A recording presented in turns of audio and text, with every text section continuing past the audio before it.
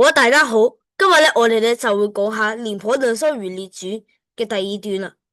呢文章上屆已經講過啦，係司馬遷所寫啦，就係講藺相如呢個人一開始係點嘅可以做幫趙國去說服秦王一啲關於交玉璧嗰啲事啦。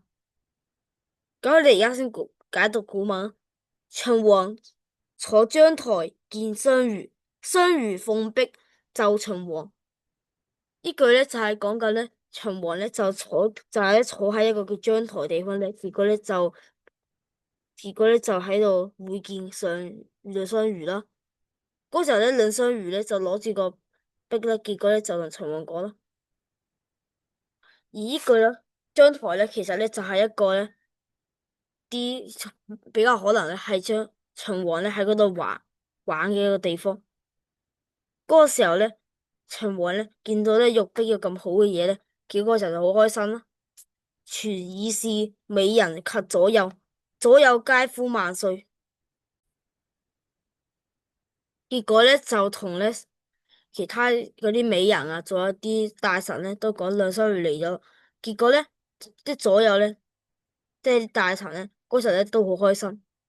當然係因為個玉璧啦，而唔係因為藺相如嚟咗啦。嗰個時候相如是秦王無異常召成，乃前曰：璧有瑕，請指示王。就因為嗰個時候秦王都已經攞咗個璧喺度同嗰啲玉妃啊，同埋嗰啲大臣喺度玩弄啦，所以就一啲都冇誠意啦。所以藺相如嗰個時候就即刻就呃秦王話有一個瑕疵啦，結果就可以攞翻個璧，結果就可以威脅秦王啦。嗰個時候秦王俾翻個玉璧之後結果就藺相如就攞住個玉璧，結果就企得好直，結果就嗰個時候就個心就挨住個柱，之後佢就激到就怒髮上衝冠，呢個就係其中一個典故啦，怒髮衝冠啦，就係咁樣嚟噶啦。就係嗰個時候佢就嬲到結果就同秦王佢經過好大膽咁講啦。佢話大王欲得璧，使人發書致趙王。趙王悉趙群臣議，皆曰秦漢負其疆，而空言求璧，常誠恐不可得。一句就係講緊藺相如嗰個時候就話你秦王就想要你攞到玉璧，結果仲咁麻煩結果就要同趙王講，如果發書。嗰個時候趙王就同呢啲群眾結果就講秦國咁貪心，點可能會用自己疆土嚟交換呢？佢一定係用啲假嘅語言嚟呃嗰個玉璧啦。所以嗰個送俾我哋嘅嗰啲城市就一定唔可能有噶啦。下一句就係義不容於秦璧，臣以為布衣之交，上賓上器，況大夫國夫，且宜一璧之故，利疆秦之區不可。一個就係講緊佢哋當嗰啲大趙國嗰啲人結果就係開始喺度商議緊，究竟俾唔俾秦國玉璧啦。嗰個時候有啲藺相如就開始喺度批評秦王啦。嗰個時候就話連嗰啲平民百姓交往同埋交易都一定會欺騙。咁如果係大國，你點可能可以做咁樣嘅事情呢？而且仲係用一個玉璧嘅嗰個，而且我哋如果以呢個玉璧以呢個呃秦國嗰個領土係唔得嘅。所以嗰個時候趙王就做咗啲儀式啦，結果就送咗個玉璧俾我哋，俾你哋。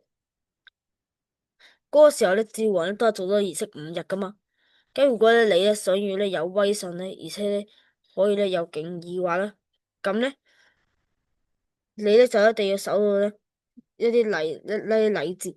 而你而家就仲喺度叫啲大臣喺度玩啲玉璧，咁嘅話唔係就係好冇禮節。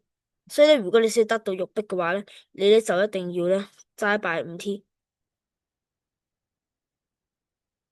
如果咁樣嘅話嗰個時候咧，我咧就覺得咧，其實咧你係冇咧意思，其實咧係想要咧俾趙國咧城池嘅，而且需要搶走咧我哋嘅玉璧。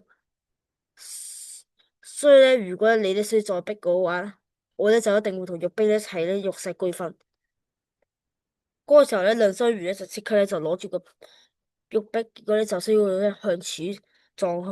嗰個時候咧，陳王當然唔係擔心藺相如死咗或者點啦。嗰個時候咧，佢係擔心個玉璧結果爛咗嘛。結果咧，佢咧就話咧自己唔係咁樣嘅意思啦。結果咧就咧仲咧攞住個地圖假惺惺咁咧，結果就好似咧要話滲咗城市嘅趙國。嗰個時候咧，相如到秦王特意詐陽位於趙城，實不可得，乃謂秦王曰：呢個咧就係咧講緊咧，嗰時藺相如當然知道啊，秦王都係呃緊佢哋啦，一定唔係攞唔到嘅。而家就秦國講，和氏璧天下咧最最好嘅寶物。趙王嗰時候咧好驚你哋國家啦，結果就都唔敢唔獻出個玉璧啦。所以咧嗰日趙王咧就都係齋戒咗5日啦。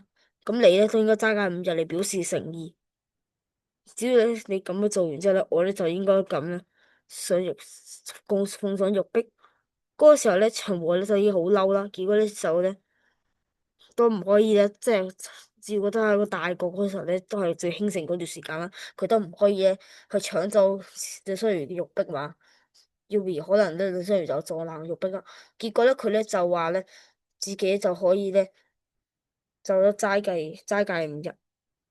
之後咧就將啲藺相如個咧就去咗瞓去廣城住啦。